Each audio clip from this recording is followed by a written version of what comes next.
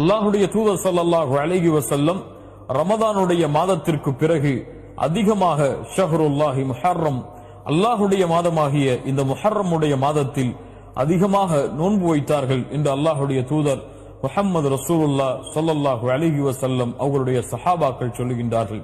அல்லாஹ்வின் மாதம், அல்லாஹுடைய தூதரால் கண்ணியப்படுத்தப்பட்ட மாதம், மூசா அலைஹிஸ்ஸலாம் ஃபிரௌனிடமிருந்து காப்பாற்றப்பட்டு அல்லாஹ்வின் வெற்றியை அடைந்த இந்த மாதம், அந்த மாதத்தில் அல்லாஹுடைய தூதர் ஸல்லல்லாஹு அலைஹி வஸல்லம் 10வது நாள் நோன்பு வைக்கும்படி ஏவினார்கள்.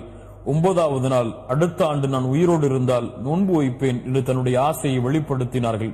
கண்ணியத்துக்குரியவர்களே, அல்லாஹுடைய தூதருடைய வழிமுறையின் அடிப்படையில் இந்த ஆஷராவுடைய தினத்தையும் அதற்கு முன்னால் இருக்கக்கூடிய 9வது தினத்தையும் நோன்பில் கழிப்போம்.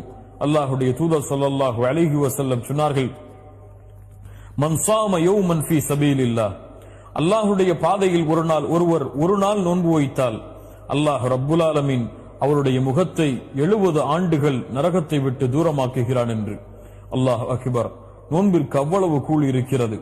அதுவும் அல்லாஹ்விடத்திலே உயர்ந்த மாதமாகிய முஹர்ரம் மாதத்தில் செய்யக்கூடிய கூலிகளுக்கு அதிகமான கூலிகள் இருக்கிறது.